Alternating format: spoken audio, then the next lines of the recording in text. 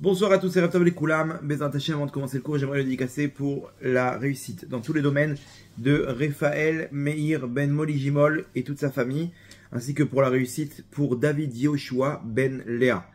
Avant de commencer, une petite annonce. La semaine prochaine, nous serons à Ashkelon pour un cours, donc en direct. Ce sera dimanche, donc ce dimanche-là, dimanche 23 novembre à 20 h.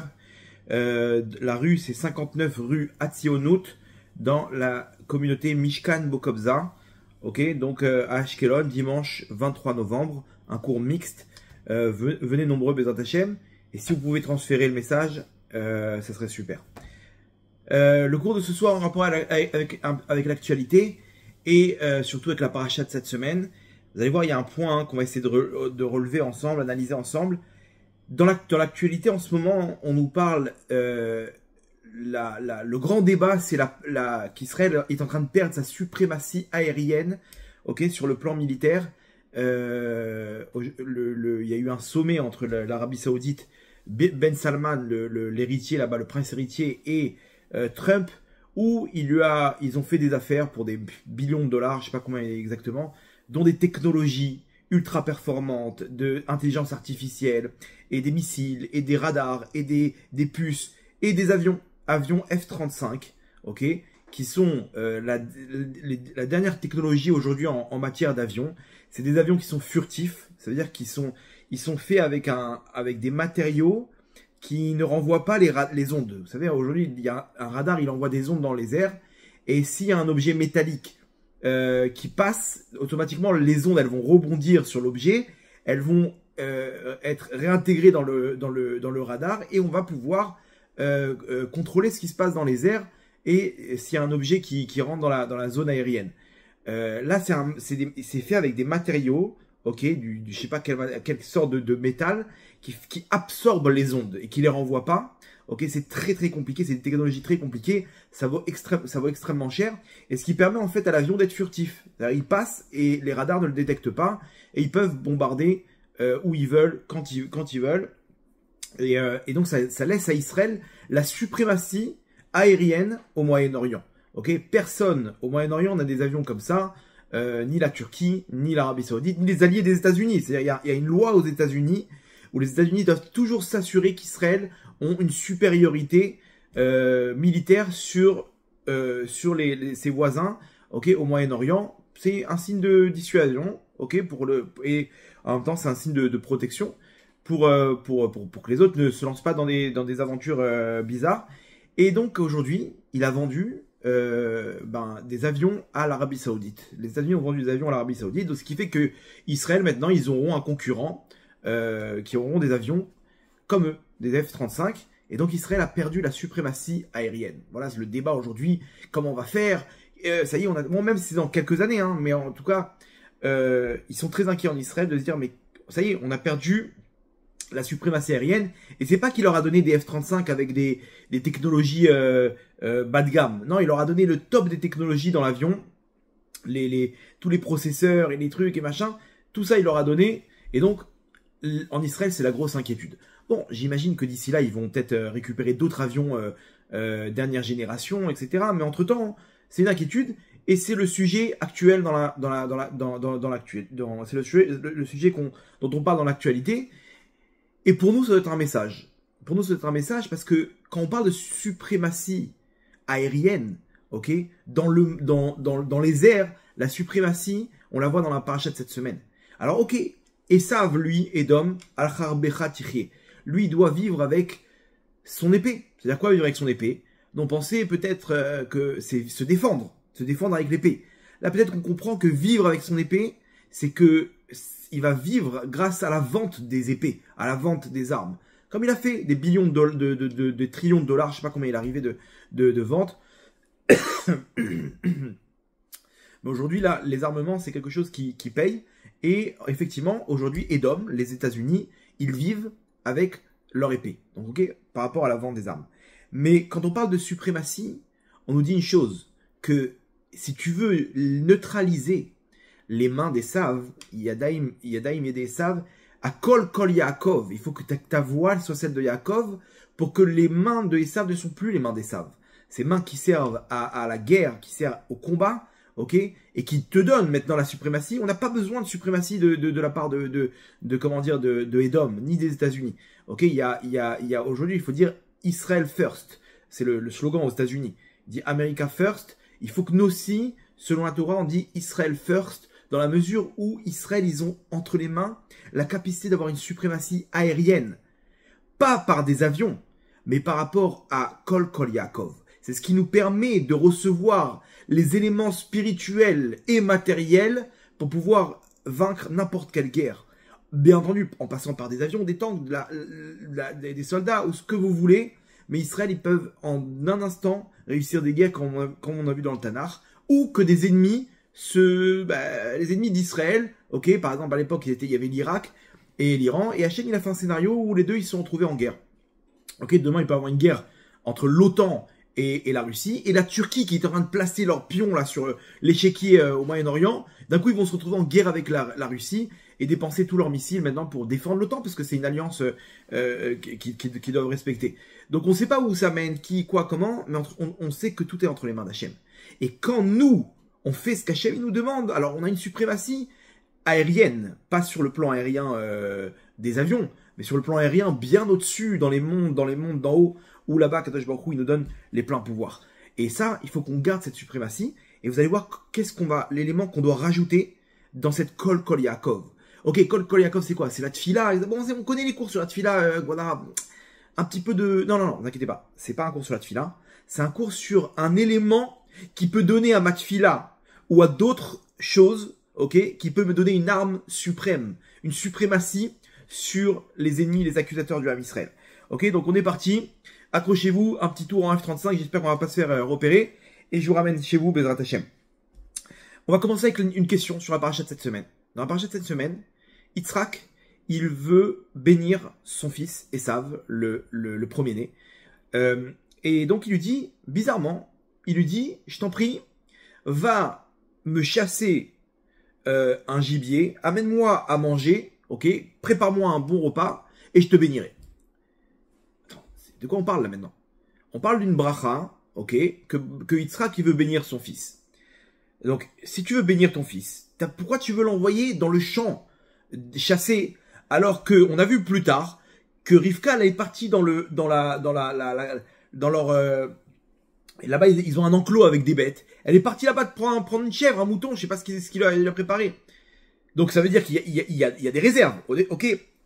Parce que Rivka, alors on peut pas dire que Yitzhak il est pas au courant de ce qu'il y a dans le frigo, ok.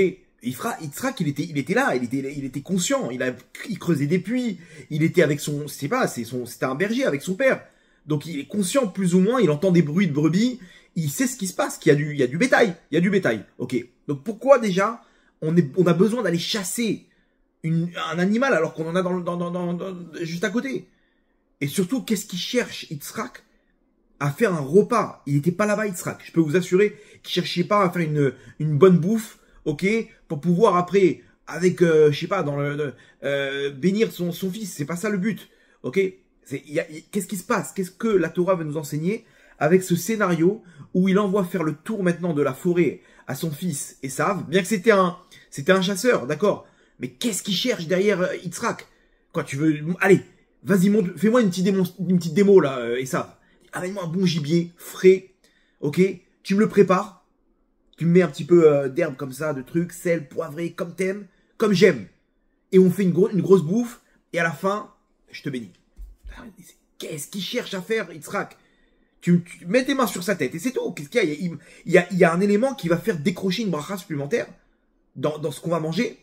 Alors, Rabbi Nathan ben Uziel, il dit que c'était tout ce qu'ils ont fait là-bas, c'était un stratagème de Yitzhak, où c'était Pessah. Et il a fait là-bas l'histoire avec le Korban Pessah, avec la Haganah de Pessah, pour sortir la Neshama de Esav des forces du mal. Ok, donc là, on peut répondre comme ça sur le plan spirituel, ce qu'il a cherché faire. Sur le plan kabbalistique, le Harizal donne une autre explication. Que tout ça, c'était des Gilgulim pour réparer. Yitzhak, il savait que c'était le moment propice dans les mondes d'en haut pour pouvoir réparer la faute d'Adam Arishon. Ok, lui-même avait une étincelle d'Adam Arishon. Et donc, il veut que son fils Esav, qui était Ish Sadeh, c'est un homme des champs, il descend dans le champ, là-bas récupérer un gibier qui va être à l'équivalent du fruit interdit, il faut pour dans le champ. Viens, on va prendre un mouton ici, là, à côté, dans le bétail. Non, parce que c'est là-bas qu'il y a eu la faute. Là-bas, il y a eu le Nachash, c'était Arum, Mikol Chaya Asher Basadeh. C'était un animal qui était dans le champ, le Nachash, le serpent. Donc il faut retourner dans le Sadé, dans le champ, pour là-bas chercher les étincelles qui sont tombées dans les forces du mal. Et là-bas, Esav, lui-même, il avait une étincelle du Nachash. Donc c'est que lui, Esav, qui peut descendre là-bas. C'est que lui qui peut réparer sa faute quand il était Nachash. Le problème, c'est qu'il n'a pas réussi. Donc Yaakov, qui lui aussi, et ça, Yitzhak, il était pas au courant, lui aussi a une étincelle de Adam Arishon. Donc lui, il peut prendre le relais. Yitzhak, il a tenté une action. Bon, ça n'a pas marché. Il est resté là-bas coincé, Esav. Et tout de suite, Hachem, il prévient Rivka, et il dit, allez, à vous de jouer. Rivka, c'est le Gilgoul de Rivka, de Chava, pardon. Et Yaakov, le Gilgoul d'Adam Arishon. C'est elle qui a fait tomber Adam Arishon lorsqu'elle lui a donné le fruit. Donc c'est elle qui lui redonne le fruit, on va dire la nourriture là-bas, l'objet à manger, pour pouvoir cette fois-ci récupérer les brachot d'Yitzhak. Ok, donc elle a réparé elle ce qu'elle a fait, Chava, en tant que Rivka, et Yaakov, il va manger le fruit maintenant, de la bonne manière. Pas en perdant ses brachot, mais en récupérant ses brachot. Et ça doit passer par lui. Il faut arnaquer là-bas le serpent, comme lui il nous a arnaqué. Et c'est tout un truc. Mais sur le plan moral, la Torah, là, avant, on sort les commentateurs, mais tout de suite, là, qu'est-ce que j'apprends de ça? Qu'est-ce que j'apprends de cette histoire à Botaï? Technique, sur le plan technique. Ok? Donc on a la réponse, la question. La question, elle est, qu'est-ce qu'il veut avec toute cette Séouda? D'envoyer son fils chasser, revenir, préparer, et hop, et après bénir. Bénis-le, c'est tout.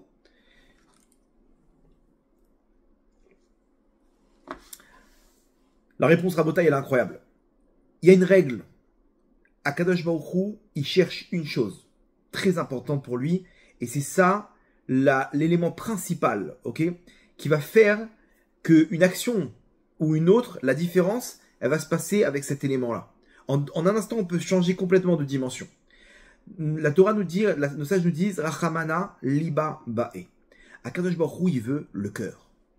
C'est-à-dire, dans chaque action que tu vas faire, qu'est-ce qui va donner une valeur à l'action? De quelle manière tu y mets ton cœur? Yitzhak, ici, il a voulu éduquer son fils Esav. Esav, il vient, il lui fait des coups du président, il lui fait des coups de...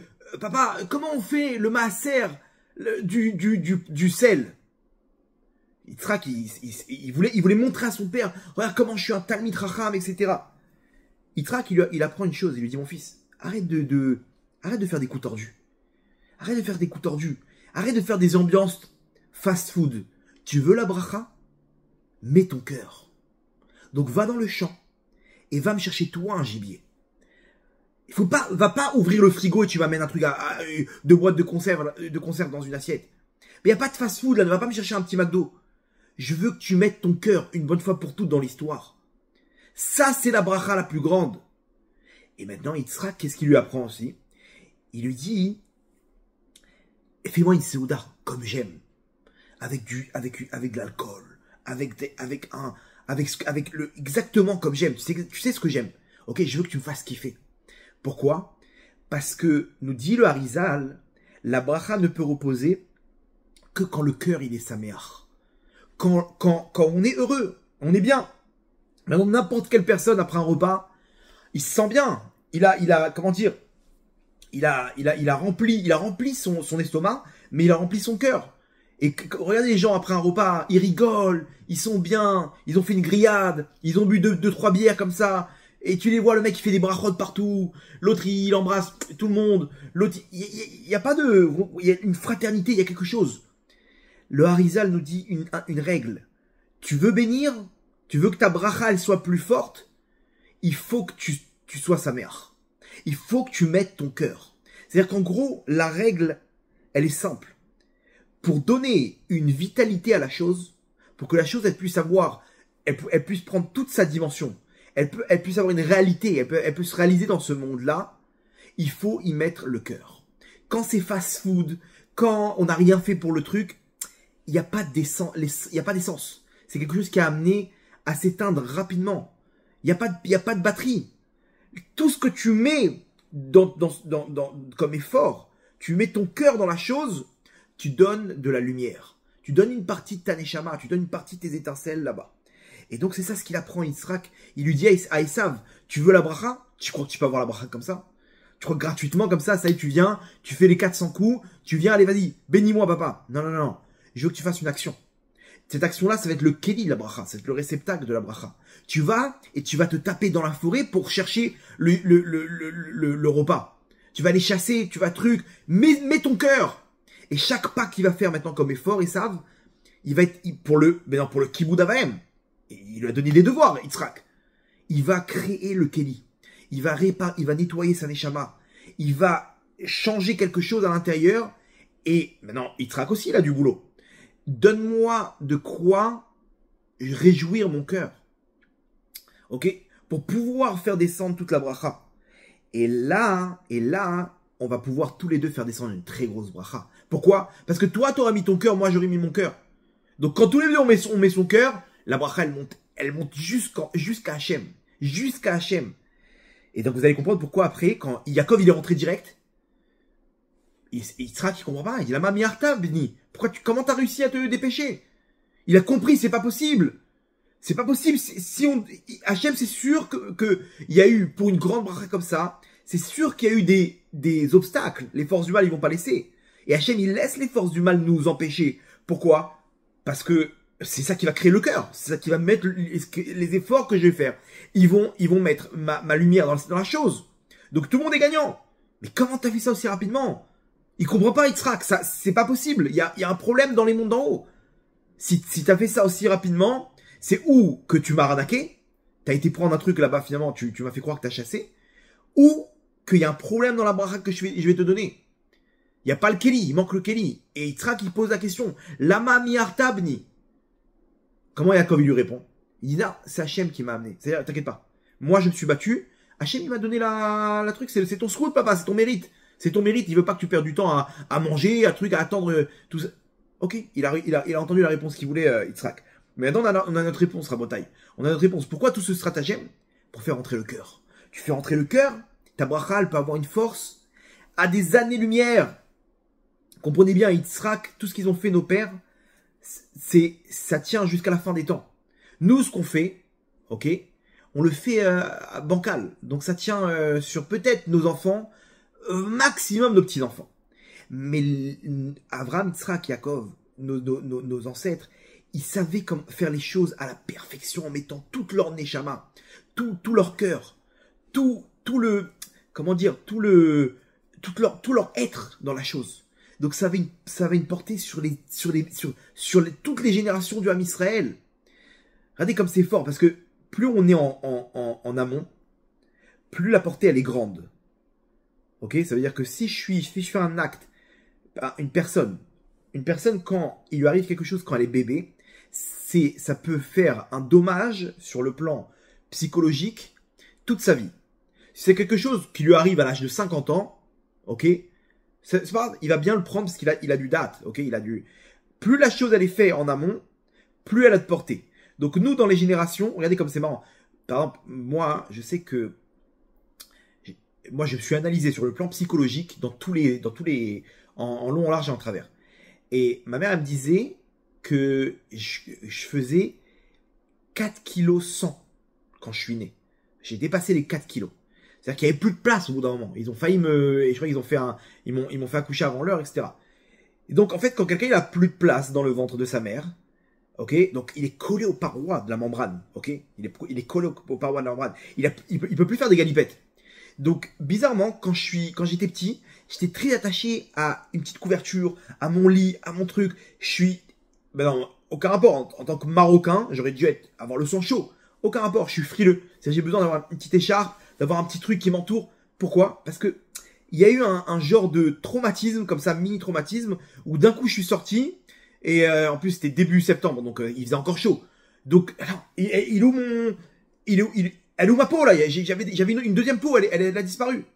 Donc maintenant je vois comment je suis toujours attaché à ce que quelque chose me bloque comme ça sur la peau. Imaginez-vous dans le ventre de sa mère, le mec. Ça a une incidence jusqu'à maintenant. Nos avots, c'était la naissance du Ham Israël. Là-bas, ce qu'il faisait, ça a une incidence sur tout l'homme Israël. Donc, Yitzhak, il veut faire les choses bien. Il veut mettre son cœur. Il veut faire ça avec la simra. Il veut pas envoyer cette bracha, c'est une cartouche. Une cartouche, elle va servir pour tout l'homme Israël. Je vais déterminer là-bas qui sera Cohen, qui sera Lévi, qui sera dans la malchoute, dans la royauté, qui sera Shimon, Etak. Il faut faire une bracha avec des kavanotes de fou. Donc Yitzhak, il a besoin de cette simra. Donc ça, c'est pour ça qu'ils ont fait tout ce stratagème. Et Yitzhak, il a trouvé exactement ce qu'il faut pour que, et lui, et Esav, ils puissent amener leur cœur et amener toute cette dimension à la bracha. Alors regardez ce que dit le Harizal. Le Harizal, on est dans Shara Kavanot. Le tout début de Shara Kavanot. Shara Kavanot, je vous explique. C'est là où se trouve toute l'explication des Kavanot de la Tfila, les Shemot Akdoshim, qu'est-ce qu'on fait, quel monde, quel truc, quelle lumière descend à ce moment-là, dans quel endroit, et dans quel truc, avec quel moment de la Tfila, quel mot dans la Tfila, la Amida, le Sukkot, et tout ce qui se passe. Les Shemot Akdoshim, comment les Kelim ils sont comme ça, et comment les trucs ils sont, les lumières, les Mochin, les Tzlamim, tout ça, Rabotai, c'est Shara Kavanot. Maintenant, il commence avec un moussard. Avec la chassidoute, il commence. Il nous dit comme ça, Asur le Adam, le Hitpalel Tfilato Beitzavon. Un homme, il n'a pas le droit de prier quand il est triste. Ok? Pourquoi? Parce que il peut pas recevoir la lumière qu'il faut, etc. au moment de la Tfila. Quelques lignes plus loin, il continue, il dit, Omnam, cependant, Tiye besimcha yetera, Ugdola, bechola efshar. Sois heureux de toutes tes forces, le maximum que tu puisses être heureux, essaie de mettre ça à fond, essaie de te préparer maintenant. Comment? Kedimion aeved ameshamesh et trabo besimra etera. Comme si tu t'imaginais que tu es devant un serviteur qui est devant son maître, ok? C'est mon maître, je suis fan de lui, je suis son serviteur, je suis devant lui. Je vais faire ça avec simra, avec joie. On est devant Kadosh Baruch Hu pendant la tefila rabotai. La shrina, elle descend sur nous. Quand t'es pas content, tu parles avec Hachem. Imaginez-vous ce qu'il faut faire pour parler avec, je sais pas, quelqu'un d'important. Enfin, t'as pu parler avec lui, t'as pris un rendez-vous. Imaginez-vous le mec, il y a une star de cinéma, ou une star, je sais pas, un chanteur. Il est fan. Il rencontre avec les stars. Ouais, waouh! Pourquoi t'es content? Ben, tu comprends pas. Là, t'es devant un Kadosh Baruch Hu 3 fois par jour. Tu dois être en folie. Remplis ton cœur de simra. Ve'im meshamsho be'atzvut. S'il le sert avec tristesse, avodato ne'meset lefanav. Son service, il est repoussé devant lui. Genre, comment tu veux que ton maître, il puisse avoir un plaisir? Imaginez-vous un patron. Il voit, il donne un dossier à un de ses employés, et il voit l'autre, il ouvre le dossier. Oh, j'en ai marre. Toujours la même truc, tout le même. Comment le patron, il a plus envie de travailler avec toi. Je sais pas, c'est normal. Donc pareil, quand on est triste, quand on n'est pas bien, y compris comme ça, en faisant la tronche, ben on reçoit pas la lumière. On reçoit pas la lumière d'Hachem. Vekimat, écoutez bien, et presque, chez Ikar Ma'ala, que l'essentiel des niveaux spirituels, Ve'ashlemut, la perfection du service divin, Ve'asagat Ruach HaKodesh, et arriver à atteindre le niveau d'esprit divin de Ruach HaKodesh, de connaître passé, présent, futur. Tluya Badavar Ze, ça dépend de cette chose-là. Ben Be'et Tfilato, que ça soit au moment de la Tfila, ou Ben Ksheose Eze Mitzvah Meshar Mitzvot, que tu fais une mitzvah, que tu fais n'importe quelle mitzvah, quand tu te remplis de simra, tu fais descendre une lumière à une dimension, mais à des années-lumière, c'est le cas de le dire, de ce que tu aurais fait en mode normal. Voilà, tu mets des tuiles. Quand tu fais des simra, tu te remplis. Waouh! Des diamants, des tefilines. Waouh! Je vais connecter mon cœur à Hachem, mes pensées. Et tu mets tes tefilines. Oh, comme si tu es en train de manger un shawarma, là. Tu vois comment tu manges ton shawarma. Oh, tu kiffes. Ben là, tu dois kiffer spirituellement. Alors au début, c'est mytho, mais après, le cœur, il va s'habituer à tout ça. Ok, quand tu fumes ta première clope, t'es pas bien. Le premier, je sais pas, le premier whisky. Après, pourquoi tu continues à fumer? Parce que tu les vois, les gens, tu les vois kiffer là-bas sur les balcons, sur les trucs. Donc tu dis, attends, je vais réessayer. Toi-même, tu te mets en position. Pareil quand tu fais une mitzvah. Pareil quand tu fais la tefila. Mets-toi en position de la simra à taille. tu peux atteindre les niveaux les plus élevés. D'où elle vient la simra? De ton cœur. Quand tu mets le cœur, c'est une autre dimension. C'est une autre dimension, c'est ce qu'il a voulu faire, Yitzhak. Yitzhak, il dit, donne-moi la simra. Et ça va mettre moi un bon repas. Ok? Un bon repas, je vais être... Waouh! Je vais avoir le cœur plein. Je vais être bien avec un petit Chivas, là, comme j'aime. Un petit Blue Label. Vas-y. On fait un petit Lechaim, il boit 1, 2, 3. Et là, il fait une bracha avec une joie énorme. Rabotai, la halakha dit qu'un Kohen qui fait la bracha, s'il est pas Bessimcha, c'est un problème. Ok? Il doit être Be'ava. Les Varech et Amo Israël, Be'ava. Il doit bénir le Ham Israël avec amour. Il doit avoir la Simcha. S'il est triste, c'est une question s'il peut faire la bracha. Pourquoi? Parce que ta bracha, tu vas envoyer de la crasse maintenant sur l'Am Israël. La lumière, elle dépend du cœur à Botaï. Elle dépend de la Simcha. Donc c'est ça ce qu'il apprend Yitzhak et ça. Arrête avec ton cœur tordu là, de devenir le sel peut-être comme ça, papa. T'as vu comment je suis racham? Arrête avec tes coups du président. Arrête avec ton forex là. Tu veux avoir une bracha en forex. Il y aura rien dedans. Tu comprends bien? Arrête avec tout ça. Vas-y, va me chercher un truc. Droit, sois droit. Yitzhak, il aimait Esav. Pourquoi il aimait? Parce qu'il est éduqué, il lui montre. C'est comme ça que ça marche, mon fils. Tu vois comment je t'aime? Comme ça, c'est cette arme que tu dois utiliser pour servir Hachem. C'est la simcha. C'est ça ce que tu dois faire, mon tzaddik. Et Esav, tout de suite, il aurait fait une ambiance fast-food. Il serait parti chercher un shawarma à son père. Tu vas chasser. Tu vas prendre le temps. Tu vas créer la chose.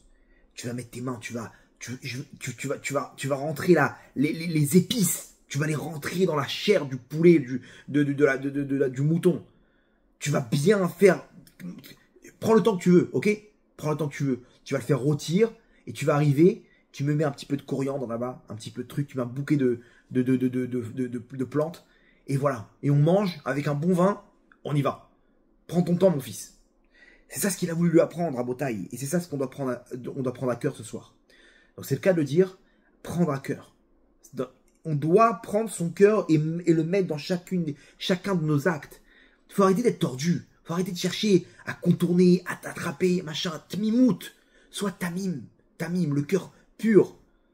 Regardez quelqu'un qui a travaillé dur. Il a gagné 200 €.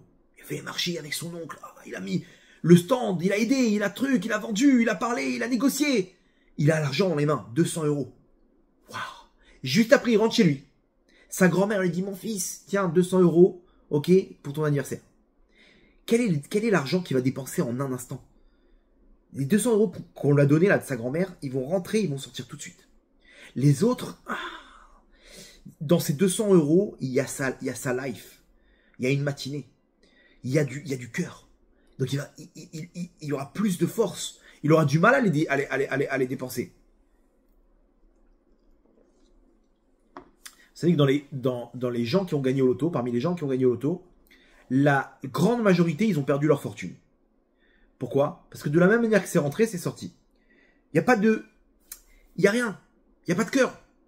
Quelqu'un qui a bossé, qui a trimé toute sa vie, qui a monté sa fortune, il est intouchable. Mais quelqu'un qui a touché, il n'a pas de valeur. Il n'y a pas de valeur. Vous comprenez? Il n'y a pas de valeur de tout ça. Et donc, automatiquement, aujourd'hui, on est dans une génération, plein de jouets, plein de trucs, plein de machins. Il n'y a plus de valeur. On n'a plus de valeur des jouets. Les enfants, ils jouent, pouf, ils jettent. À l'époque, ils avaient 3 morceaux d'os qu'ils ont récupéré du poulet de Roche Rodèche. Ok, le seul poulet qu'ils ont mangé du mois. Ils ont récupéré les os et ils jouent là contre le mur pendant une matinée. Et nous, ils sont avec les jeux vidéo, les applications en tous les sens, des Lego dans tous les sens, des trucs, des machins. Le petit, il sait plus quoi faire de sa vie. Mais viens, bah, t'as une tonne. Non. Il a plus de valeur. Il y a plus de valeur, c'est fast-food, rabotaille. Donc c'est ça le secret. Maintenant, remarquez bien, on nous dit que la prière mi-omka deliba, du fond du cœur. C'est elle qui fait tomber les murailles. Celle qui vient du fond du cœur, ok, elle arrive directement à l'intérieur. Pourquoi? Parce que t'as mis le cœur. Regardez bien l'expression que nos sages nous disent, mi omek alev. Quel rapport? C'est ma voix, ma prière, elle vient avec la voix. Là, vous avez compris la bataille. Si on veut avoir une suprématie aérienne, ok, c'est-à-dire sur le plan spirituel, il faut rajouter à Kol Yaakov, il faut rajouter le cœur. Miyomka Deniba, il faut que les choses que tu fasses, les prières, elles viennent avec le cœur, avec la simra, les actions, les mitzvot, mets ton cœur, fais quelque chose, investis-toi. Et là, c'est une autre dimension. Là, t'es imbattable. Là, t'as la suprématie spirituelle dans les mondes supérieurs. Je pose une question. Une question très sympathique, mais qui est dérangeante. Comment ça se fait que le chidour de Yitzhak, il va chercher une femme, ok? Lui, il va même pas chercher. Son père, il envoie Eliezer. Il lui dit, Eliezer, va chercher une fille pour mon fils. Eliezer, il part. Ça a duré combien de temps? Un jour, ok? Et encore, et là-bas, il les a pressés. Ça aurait pu durer 2-3 jours, un mois. Alta Heroti, qui Hachem Itzliach et Darki. Ne mettez pas en retard, là. Hachem, il a réussi, là, mon chemin, ma route. Pas de cadeau, vous voulez pas, on s'en va. Il était ferme, Eliezer. Ok, vas-y, prends, on va demander à Rivka, c'est bon, tu veux partir? Il y a la baille. Et Yaakov, il est resté coincé 21 ans. 21 ans! Attends, en plus c'est lui qui propose. Il dit, qu'est-ce que tu me donnes en échange de ta fille? Mais attends, Yaakov, t'as pas pris il n'y a pas de négociation avec les terroristes. Il n'y a pas de négociation comme Eliezer. Tu viens, écoute bien, je suis venu pour marier avec ta fille. Je t'ai pas envoyé mon serviteur, je suis venu en personne. Ne me fais pas attendre, hein. Ne me fais pas attendre, j'ai pas les moyens. J'ai pas la force. Donne-moi ta fille. Yaakov, il vient, il s'installe. Ok, qu'est-ce que tu veux que je fasse pour récupérer ta fille? À Botaï, on parle pas qu'il était tamim à ce point-là. Ishtam Yoshev Ohalim, il comprenait très bien. Il a réussi à arnaquer Esav juste avant, en lui prenant le droit d'aînesse. Qu'est-ce qu'il veut, Rabotaï? 21 ans, il est resté coincé là-bas. Et là-bas, dis-lui, tu veux pas, tant pis. Moi, j'ai de l'argent. Je vais te donner ce qu'il faut. N'aie pas peur, tu connais très bien mon père, tu sais très bien ce qui est Yitzhak. Yitzhak, c'est le patron en Israël. Tu sais très bien c'est qui Yaakov, Avram. T'auras l'argent qu'il faut. Donne-moi, on écrit sur un truc, je te donnerai ce qu'il faut. Il lui dit, je suis prêt à travailler pour ta fille. Non, Lavan, il dit, combien de temps tu veux travailler? 7 ans, il balance. Attends, mais, pourquoi tant d'années? Alpisod, c'était parce que c'est Rachel, c'est la malchoute, et la malchoute, il faut, pour la sortir de la galoute, il faut, c'est 7, c'est le chiffre 7, 7 années. Ok, Beersheva, Batsheva, c'est la malchoute. Bref. Qu'est-ce qu'on fait, Ribono Shalom? Pourquoi Yaakov, il se fait avoir comme ça? 21 ans, il est resté coincé, alors qu'Yitzhak, ça a duré une journée, et c'est même pas lui qui a fait le travail. Je vous pose une question inverse. Sens inverse. Yaakov, il se marie avec Rachel, avec Léa d'abord, après avec Rachel, et là, un enfant, 2 enfants, tac, Reuven, Shimon, Lévi, Yehuda, tac, tac, tac, tac, tac. Ok, Rachel, elle a eu elle a eu une petite période difficile. Après, il prend la servante. Vas-y, encore, tac, la deuxième servante. On y va. 12 enfants, tac. En 21 ans, c'était l'abondance. Et Yitzhak, par contre, il a attendu des années pour avoir un enfant. Et quand il a eu des enfants, il a eu des jumeaux. Et après, c'est terminé. Plus d'enfants. Il a galéré pour avoir des enfants, Yitzhak. Il a pleuré toutes les larmes de son corps. Il priait tous les jours avec sa femme. Tous les jours. Il priait. Il avait quel âge? Il avait 60 ans. Ok, je crois qu'il a... C'est ça. Il avait quoi? Je crois qu'il avait 40 ans quand il a rencontré Rivka. Ok. Yitzhak ben Arba Mishana. Bekarto et Rivka. Et donc il avait 40 ans. Ok. À 60 ans, il a accouché. Elle a accouché sa femme. Donc pendant 20 ans. 20 ans, ils avaient pas d'enfants. Et Yaakov, tac, Reuven, tout de suite. Sa femme, elle tombe enceinte. Léa, hop, le soir du mariage, Reuven. Wow. Attends, qu'est-ce qui se passe? Ok, bon, Yitzhak aussi, il a eu un gosse. Bah, on rachète deux. Et quel gosse? Quel gosse? Un Esav. Alors ok, bon, peut-être qu'il va amener des tribus derrière. Rien du tout, c'est terminé, ça y est, c'était une fois. Ah, c'est quoi cette histoire? C'est... Ok, la question de l'autre côté. La réponse, j'imagine que vous devez vous en douter, c'est très simple. C'est que le secret, Rachamana Libabae, Hachem, il veut le cœur. Dans tout ça, Hachem, il veut le cœur. C'est-à-dire que il veut que tu mettes ton cœur quelque part. Il veut que tu investisses. Donc, Yitzhak, il n'a pas investi pour trouver sa femme, il va investir pour ramener des enfants. Et il va construire, il va mettre sa neshama là-bas dans les tfilotes, encore des pleurs, encore des teilim. Et il sort dans les champs là-bas, il boit des douillottes à Hachem. Hachem, terachem alay. Donne-moi un enfant à Tzadik. Et sa femme, elle allume des bougies et elle pleure. Et elle va sur la tombe de Sarah là-bas, à Merat Marpella. Donne-moi un enfant pour toi et pour moi. Je t'en supplie. C'est un petit enfant pour toi et c'est l'âme Israël. Et il pleure, et il prie. C'est bon. On a construit. Là, on a mis notre Neshama. Là, l'âme Israël, il peut continuer. Mais Yitzhak, s'il s'était battu pour trouver sa femme, alors il aurait mis son cœur là-bas. Et donc, il n'aurait pas eu à faire toutes ces prières là-bas pour avoir des enfants. Par contre, Yaakov, c'est l'inverse. Yaakov, il a mis ses tripes là-bas pour récupérer des femmes. Pour récupérer ses femmes. Et il s'est battu. Il savait que Lavan, il n'allait pas lâcher. Il s'est retrouvé sans un sou. Il a compris, je vais me battre. Et là-bas, il s'est retrouvé à devenir berger de Lavan. Et il s'est arnaqué. Et il avance. Et il prie. Hachem, aide-moi, je t'en supplie, aide-moi à ce que mon zivoug, il puisse fonctionner. Aide-moi, et comme ça. Donc, tu mets le paquet là-bas pour sortir tes femmes. 21 ans, ça t'a pris? T'inquiète pas. T'as pas besoin d'investir là-bas dans les enfants. Ça va aller tout seul. Ça va aller tout seul. Il devait prier. Il devait faire ce qu'il faut. Mais on est très loin de ce qu'il a fait Yitzhak. On est très loin de ce qu'il a fait Abraham. Abraham, il a mis ses tripes dans cette histoire pour avoir un enfant. Et qu'est-ce qu'il a pas fait? Et Paro, et Avimelech. Ça s'arrête pas. Et Nimrod, des trucs. C'est là-bas qu'il a mis sa neshama, Rabotai. C'est là-bas il a mis toute l'existence qu'on a aujourd'hui à Israël. Elle vient là-bas. Donc sachez une chose, Rabotai. Que tout ce qu'on fait, ça dépend de l'effort. L'effort, ça veut dire que tu mets ton cœur. Qu'est-ce qui te donne la motivation? C'est que la chose, elle est importante. La chose, t'as pris à cœur la chose. Là, tu mets ton cœur. Quand tu es joyeux, donc quand tu fais les choses, c'est sûr que ça paye. Vous allez me dire, oui, mais si je me suis trompé d'endroit. Non. Yitzhak, s'il s'était battu pour trouver sa femme, il aurait eu moins d'années là-bas pour avoir son fils. Pour ses enfants. Yaakov, pareil. S'il était sorti en une journée, bah, croyez-moi qu'il aurait mis des années avant d'avoir ses enfants. Pourquoi? Parce que tu es obligé de mettre quelque chose. Tu es obligé de mettre ton cœur quelque part, ton effort. Alors vous inquiétez pas, Hachem nous guide pour qu'on fasse notre mission sur Terre. Mais même si des fois on croit qu'on n'est pas dans notre mission, et on se dit, mais non, j'ai pédalé dans le vide. J'ai fait tout ça pour rien. Regarde, c'était devant mes yeux. C'est parce que t'as pédalé là-bas, t'as fait descendre la lumière, t'as mis ton cœur là-bas, t'as mis ta neshama, que t'as reçu ça. C'est pas gratuit. Les choses, elles sont pas gratuites dans ce monde-là. C'est pas gratuit. Une fois, il y avait un rave de Yeshiva, Rosh Yeshiva.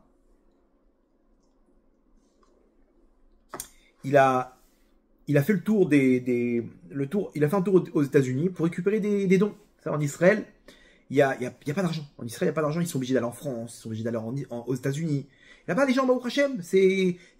La galoute, c'est Berachamim. La galoute, c'est Berachamim, donc il y a plus de Parnassa. Ok? Il y a des CDI, il y a la CAF, l'URSSAF, je sais pas comment ça s'appelle. Ils ont 1 milliard de trucs. Et les États-Unis, c'est du business là-bas. C'est des millions tout de suite. En Israël, c'est Midatadin, parce que c'est le palais du roi, et donc là-bas, il faut réparer les avérotes, et donc par ça, il faut beaucoup d'émouna. D'accord? Très bien. Donc qu'est-ce qu'on fait? Bah, il faut aller viens, on va là-bas où c'est la Rachamim pour récupérer l'argent. Ok. Donc les gens, ils vont aux États-Unis ou en France. Et lui, il est parti faire le tour aux États-Unis. Il a pris un gars qui connaît un peu les plans et tout. Et il va de bureau en bureau, des mecs qui sont dans l'immobilier, qui pèsent, qui sont millionnaires, milliardaires, et qui sont Yirei Shamaim. Ils connaissent la valeur de la Torah, et ils investissent. Ils donnent ce qu'il faut à la Torah. Ok? Donc, eux, ils vont là-bas. Maintenant, si ton projet, il leur plaît, alors ils investissent. Donc, lui, il monte les trucs, il explique c'est quoi, voilà, regardez la yeshiva, il monte là-bas les endroits, il monte les photos, les trucs. Ah, ok. Et il fait le tour, il reçoit un petit chèque, un petit truc, un petit billet, petite enveloppe. Il revient en Israël, et il est reparti avec 20 000 $. 20 000 $, c'est payé 2-3 mois, en comptant son billet, en comptant le truc, bon, il a rien fait. Il pensait avoir de l'argent pour les 2-3 prochaines années. Un petit 200 000 $, un petit 500 000 $, un petit million, un truc, je sais pas, un bon donateur. Rien, des petits 500 $ par-ci. Il a passé 1 mois là-bas à Botaï, 1 mois. Il revient, ok, il revient genre le lundi. Mercredi, il y a un mec qui arrive dans son bureau. Il lui dit que voilà, j'ai reçu un héritage de mes parents. Ok, ma mère, elle est partie la semaine dernière. Je viens de finir les 7 jours là, de deuil.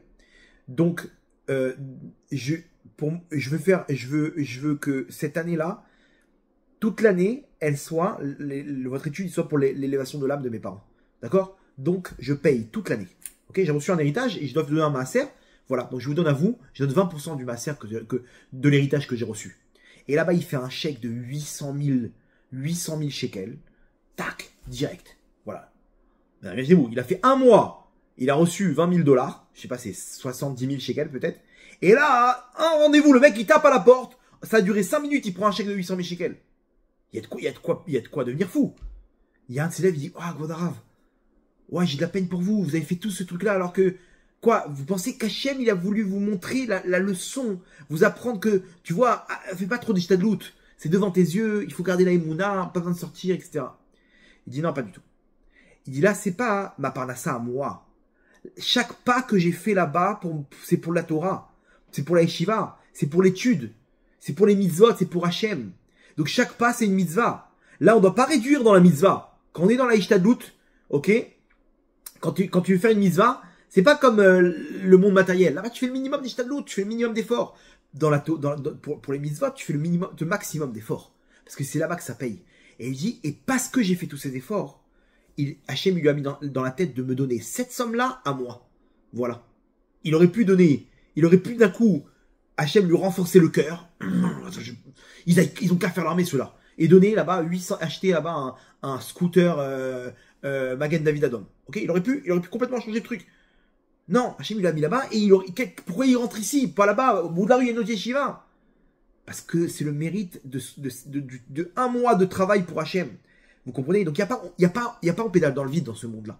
Tout ce qu'on fait pour Hachem, ça paye. Maintenant, regardez comme... et ça me rappelle une autre histoire avec le Rav Shach. Que le Rav Shach est très vieux à la fin de sa vie. Et quand il étudiait, il voulait chercher un livre.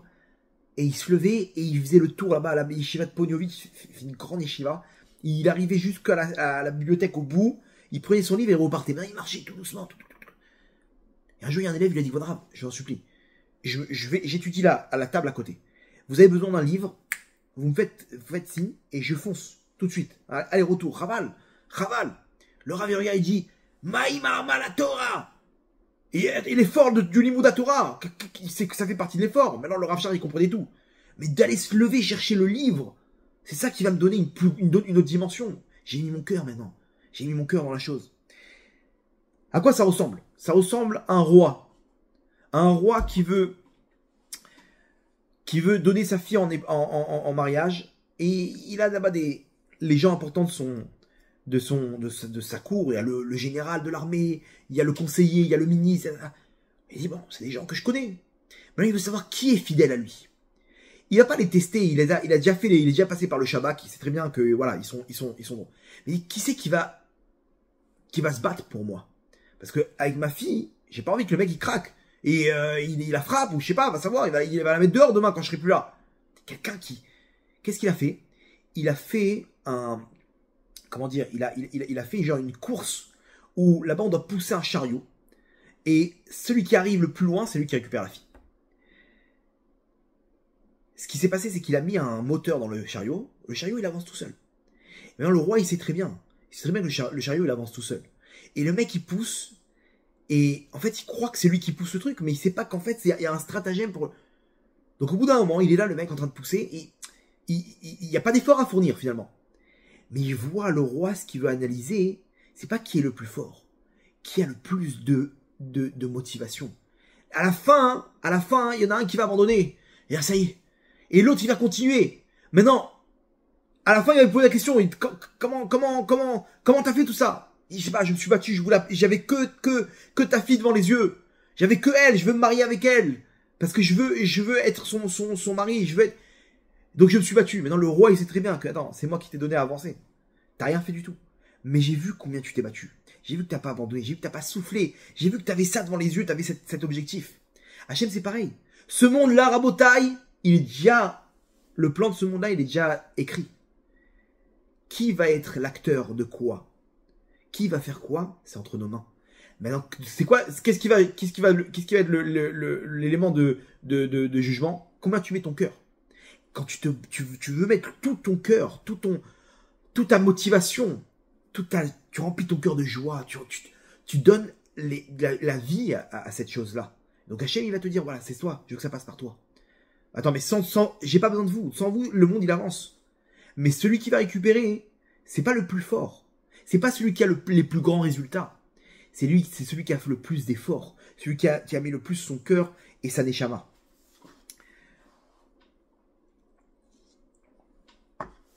Petite question, d'après vous. Est-ce que ChatGPT, il aurait pu être mieux, il aurait pu servir Abraham mieux que Eliezer, son serviteur? ChatGPT, tu demandes ce que tu veux, il te sort. Voilà. Intelligence artificielle. T'as un robot, intelligence artificielle, il a tout ce que tu veux au monde. Et t'as Eliezer et Abraham. Qu'est-ce que vous choisissez? C'est très simple en bouteille. La différence, c'est que Eliezer, il a un cœur. Il a des sentiments.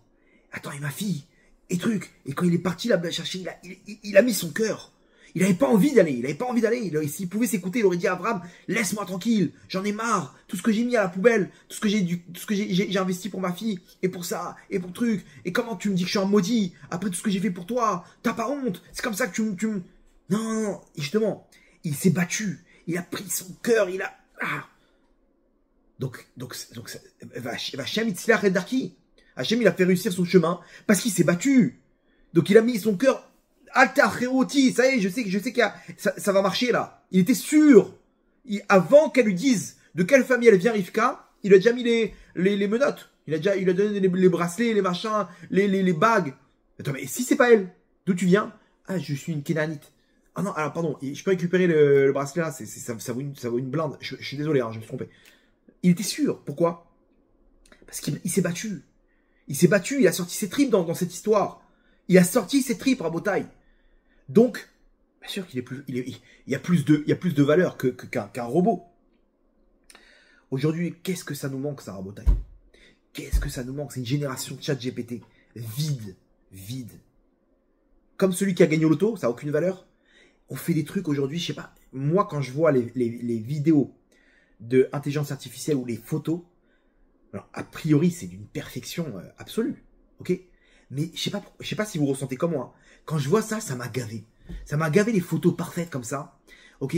Où tu vois le mec, il a des détails comme ça, bien creuser comment dire, le visage, les ombres, les lumières, les détails derrière, des détails dans tous les sens. Il y a un palais, tu vois, je sais pas combien de millions de fenêtres et de trucs et de machins et des trucs, des broderies, des gravures dans le bois autour des fenêtres. Il y a trop de détails. C'est trop parfait à Botaï. Pourquoi ça attire plus? Alors normalement on aurait dû être comme des fous. Mais regarde, tu compares ton manga là avec les mecs, ils ont les cheveux là, c'est des comment dire, c'est des poireaux. Ils auraient pas pu faire des cheveux normaux. Ils ont fait des cheveux, le mec il a 4 cheveux, des gros cheveux comme ça, Dragon Ball Z. Vas-y, mais fais-nous un vrai dessin. Et bah à Botaï, les dessins là-bas, les mecs ils ont trimé. Les mecs de Disney là-bas, ils ont dessiné avec la feuille, tac, tac, ils ont passé des mois et des mois à dessiner. Le mec il vient, il prend son chat GPT. Ok, alors tu vas me faire tu vois le Toy Story, tu me fais exactement pareil, tu mets cast comme ça, tac, tac, tac, tac, tac, avec le château là-bas de Cendrillon. Ah voilà, parfait, tu me mets un coucher de soleil. Waouh! Et bah Rabotaï, ça vaut rien. Je sais pas ce que vous ressentez. Mais moi quand je vois des vidéos comme ça parfaites, des images de synthèse, les trucs ça bouge, machin, ça n'a aucune valeur. Aucune valeur, je sais pas, c'est vide. C'est vide. Aujourd'hui, on est une génération, on veut chercher, on veut pas chercher ce qui est à l'intérieur de nous. On veut pas chercher le fond. On veut chercher la forme. Et c'est un problème, c'est exactement, ils savent. Et ils savent, il veut le fond, il sait très bien que son père, il voit pas. Il sait très bien qu'il est aveugle. Donc il lui donne il lui décrit la forme. Le fond, il lui parle dans le fond, il dit, je veux ton cœur, mon sadique. Va mettre ton cœur maintenant, va me chercher quelque chose, cuisine. Vas-y, je prends 2-3 heures, mais fais-moi un truc. Il veut le cœur. Aujourd'hui, on est une génération à Botaï, on cherche la forme. On cherche les paillettes. On cherche les trucs. Je suis revenu de Natania, là, le cours qu'on a fait là, cette semaine. Il y avait des embouteillages sur la route, le retour, il y avait des travaux. Et il y avait une voiture un peu plus loin. Il y avait des filles qui chantaient, mais de toute leur force, avec la musique à fond, les fenêtres ouvertes. Bon, ok, bon, elles sont contentes, super. Simra, un peu de Simra. Et d'un coup, je vois, je sais pas, il y avait 2 bras qui sont sortis avec Elles étaient en plein de TikTok, quoi, je sais pas, en train de faire un live. En train de chanter, genre, c'était l'ambiance dans les embouteillages à 11 h du soir, en live, ok. Je me suis posé la question. Je dis, est-ce que elles ont fait l'ambiance parce qu'il y a de la Simra qui s'est réveillée dans la voiture là-bas, et elles ont mis une musique, oh j'adore, et c'est parti dans tous les sens. Ou est-ce que elles ont créé une ambiance pour arriver, parce que dans leur tête, il y a le public là-bas qui les suit, ok, pour arriver à montrer, regardez comment on est des filles hyper sympatoches, hyper plein de vie comme ça, débordant de vie, et quand il y a une musique, on est trop quoi, on est trop, et donc, regardez ce qui se passe. Donc en fait, est-ce que l'objectif, c'était le kiff pour le kiff, ou est-ce que l'objectif, c'était de montrer combien on est des kiffeuses au public là-bas de TikTok ou de Instagram? Ça, c'est la question que je me suis posée. Est-ce qu'elle cherchait le fond ou la forme? Est-ce qu'il y a un réveil du cœur, ou... Rabota, je suis presque sûr de vous dire que dans cette génération, on est tellement vide que tout ce qu'on cherche, malheureusement, c'est la forme. C'est les paillettes. Donc peut-être que tout ça, c'est parce que dans un coin de notre tête, au fond, qu'est-ce qu'on va trouver à notre public? Qu'est-ce que je vais trouver à mon public? Il faut que je lui donne à manger tous les jours. Il faut que je lui donne une petite story tous les jours. Et ben voilà, on a mis une ambiance et là d'un coup, genre, ouais, on a sorti le téléphone. Vas-y, on fait vous comprenez? Mais Rabotaille, c'est exactement tout ce qui se passe aujourd'hui, c'est ça. Les gens, ils ont le sentiment de vouloir plaire. Qu'est-ce qu'on va faire? Il faut trouver la meilleure vidéo. Aujourd'hui, alors, j'encourage tous les gens à faire des cours de Torah. Mais, si vous voulez mon conseil, essayez de mettre le fond. Pas trop la forme, il faut. Ok? Mais aujourd'hui, c'est trop de paillettes. Il y a des cours. Le cours, c'est la concurrence dans les cours. Quel est l'élément qui va attirer le public? À la fin, c'est quoi l'objectif? C'est le public. Mais l'objectif, c'est Akadosh Baruch Hu. L'objectif, c'est de ramener les gens à Hachem, de leur donner la Torah. À la fin, on se fait attraper par le système et on met des petites paillettes. Le mec, il fait un cours avec une clope, un cours avec coaching. On est tous devenus avec des techniques de Christophe de Chavannes. Mais attends, mais qu'est-ce que tu fais? Qu'est-ce que tu fais un jour, et combien de gens ils m'ont dit, je t'en supplie, enlève cet écran blanc, enlève cette lumière, la terne, mets un vrai micro, cravate, tac, ou des petites paillettes, un petit fond vert là-bas, tu mets quand tu vois là t'aurais mis un F-35 derrière toi, avec Trump et le prince saoudien, et Netanyahou en train de crier genre, t'aurais multiplié par 10 les vues. Vas-y, mais fais-nous vibrer. C'est la première chose que je leur réponds à ces gens-là, c'est d'abord, qui te dit j'ai envie de faire des cours? Qui te dit j'ai envie de faire des cours sur Internet? Déjà, on part du principe qu'il faut absolument plaire. Mais pourquoi on rentre dans ce système qu'il faut absolument plaire? Il faut absolument faire des cours. Voilà ma story. Voilà. Peut-être que non. Peut-être qu'on n'est pas obligé de donner à manger aux gens. Déjà, cette façon de penser. Qui te dit que j'ai envie, moi, d'être sur des, comment dire, des projecteurs? Moi, si je pouvais monter une petite yeshiva avec 3-4 élèves comme ça, on kiffe, on rigole, on prie, on fait je l'aurais fait. Mais le fait que tu cherches le public il sent que tu veux, donc à la fin, on a perdu le fond, on a perdu l'idée. Vous connaissez, c'est une règle. Suis-le, il te suivra. Ok? C'est-à-dire, ici, quand tu es trop en train de lécher les bottes du public, à la fin, on se retrouve avec des Christophe de Chavannes, des Nikos là-bas, dans des coachings de trucs, de machin, mais Rabotaille, il y a une règle. Écoutez bien la règle. Oubliez toutes les... Alors, il faut des paillettes, ok? C'est une génération. Mais c'est secondaire. Nos sages nous disent Mashiyotse minalev, nirtas lalev. Ce qui sort du cœur rentre dans le cœur. C'est-à-dire la réussite aujourd'hui d'une vidéo, c'est ce qui sort du cœur. C'est là que ça va rentrer dans le cœur. Si maintenant tu es en train de réfléchir, qu'est-ce que je peux faire pour attirer? D'où ça sort? Ça sort de ta tête. Donc ça rentre pas dans le cœur. Ça rentre dans la tête des gens. Ils ont été attirés par les paillettes, mais de la tête après pour mettre ça dans le cœur, non. Donc finalement, il y a pas de suite. Ils ont aimé comme ça l'image, le truc, machin, mais il y a pas eu de fond derrière. Donc le klal, il est ce qui sort du cœur rentre dans le cœur. Quand tu mets ton cœur dans l'histoire, c'est là que ça marche. Alors vous allez comprendre pourquoi les gens ils te disent le meilleur, c'est quand t'es en train de marcher. Ok, t'es en train de marcher, tu fais une vidéo. Genre on dirait que c'est quelqu'un qui t'a pris le truc. Genre Kilou, toi t'es en train de marcher et d'un coup il y a un caméraman qui est arrivé. Donc il faut faire très style. Ou t'es dans ta voiture.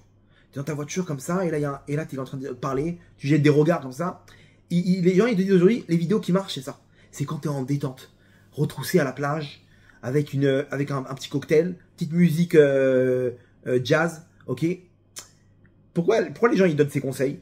Parce qu'un jour il y a un mec vraiment, il a eu un coup de gueule à passer. Il était dans sa voiture, il s'est dit, je peux pas attendre. Donc il a allumé son téléphone dans la voiture et il a passé son coup de gueule. Et les gens, ils ont adoré. Mais ils croient que c'est parce que c'était dans la voiture. Non, ils ont adoré parce que ça venait de son cœur. Et un jour, dans la rue, il a dit, voilà, regardez ce que je vois comme scène. Je suis par terre là, je viens de glisser. Il y a une peau de banane dans la rue, c'est normal, vous trouvez ça normal les gars? Regardez, j'arrive, les pneus de ma voiture, ils sont crevés. Il y a un mec qui m'a crevé les pneus. Le mec, ça sort du cœur, son message. Donc les gens, ils croient. Ah, attends, mais t'as vu la vidéo, comment elle est bien quand tu fais style que t'es en train de marcher. Pas du tout, Rabotaille. Zayatsa, mais à lèvres. C'est sorti du cœur. Donc ça nous a touchés. On a kiffé 1,5 million de vues. Waouh! T'as vu? C'est la voiture qui marche. Donc tout le monde copie dans la voiture comme ça la petite vidéo. Non, mon sadique. Sors ce que t'aimes faire dans ton cœur. Sors de ton cœur ce qu'il faut. Arrêtez d'avoir peur de qu'est-ce qu'ils vont dire les gens. Sois toi-même. C'est ça le secret de la réussite, Rabotaille. Et aujourd'hui, malheureusement, on est tous devenus des coachings. Quand est-ce parce qu'on a peur du public, donc on n'ose plus parler de la tsniout. Ah non, tu rigoles, sur Instagram, elle va entendre tsniout. Ah non, oh là là, il est trop dur ce rabbin. J'aime bien qu'on me parle comme ça, qu'on me donne la émouna, qu'on me caresse dans le sens du poil, comme ça, des petits... Ça y est, Rabotaille, la émouna. Ça y est, on a compris. On a compris, allez, celui qui laisse passer, alors il peut prier ce qu'il veut. Celui qui fait ça, il peut avoir n'importe quel parnassa. Et arrêtez. Zera Levatala, Tzadik. Zera Levatala. Qu'est-ce que tu fais avec ça? C'est pour ton bien, c'est pour que tu sois avec nous au Lamaba.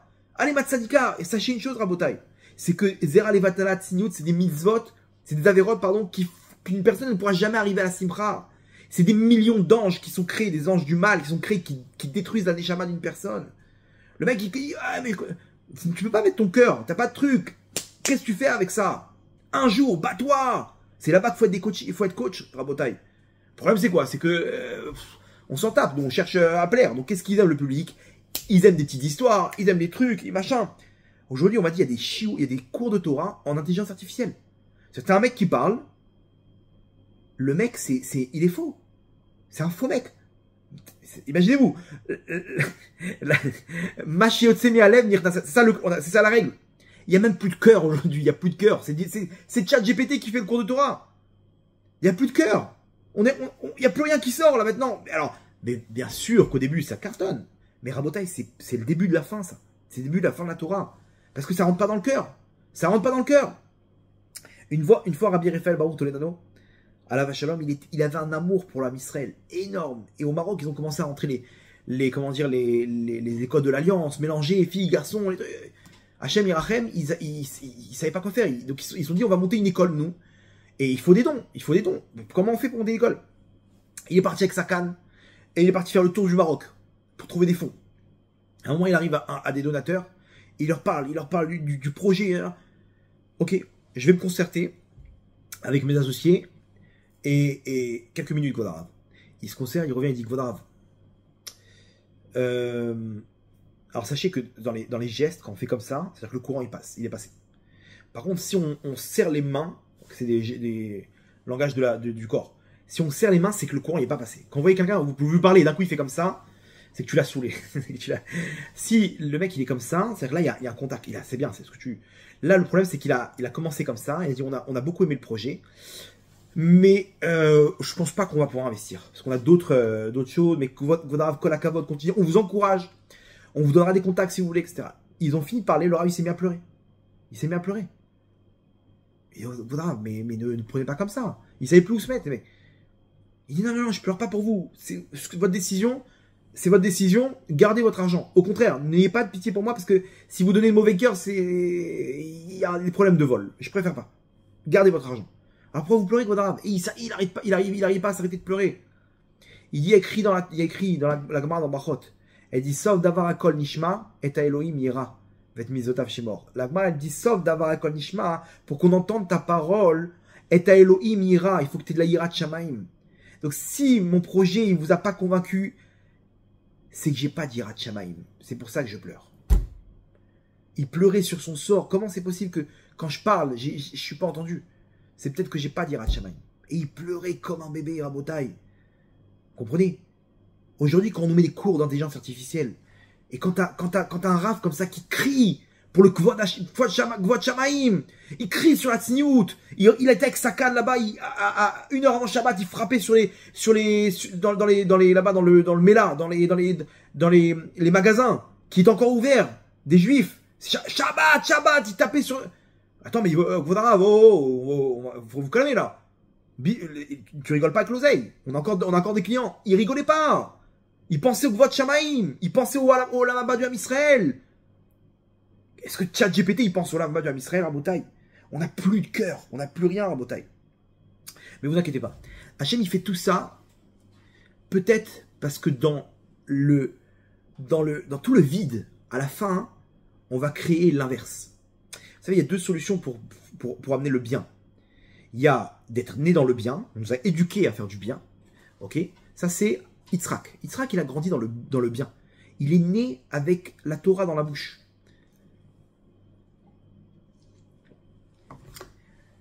Et Rivka, par contre, elle est née dans le mal. Elle est née, son père c'est Bethuel, ok? Son frère c'est Lavan. Ils sont nés là-bas à Haran, c'est une catastrophe. Elle a grandi avec des gangsters. Et pourtant, de là, elle est sortie avec le bien. Pourquoi? Parce que là-bas, elle dit, elle continue avec le mal. Maintenant, elle s'occupe des saves. Elle s'occupe ses belles-filles. C'est toutes comment dire, des idolâtres. Katzti Michaya, elle dit, j'en ai marre je peux plus supporter tout ça. Elle a une vie amère, Rivka. Mais justement, Rabotai, des fois, c'est dans le mal qu'on arrive à créer le bien. C'est quand tout va mal qu'on arrive à dire, ça y est, ça m'a dégoûté là, ça me repousse cette ambiance de vol et de gangsters et d'arnaqueurs et de forex. Donc des fois le bien il vient quand on est jeté dans un surplus de mal. C'est exactement ce qui s'est passé avec Rivka. Aujourd'hui, Rabotai, on est une génération Rivka. Génération Rivka que malheureusement, où la Géoula elle vient quand on fait tous, tu vois, on se rapproche du bien.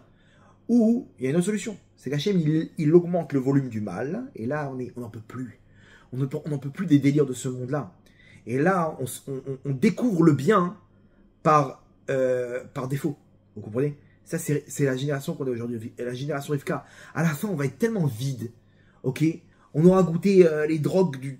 Après il n'y a plus rien à faire, ça y est, on n'en peut plus. Ces gens-là, ils sont vides à Rabotai.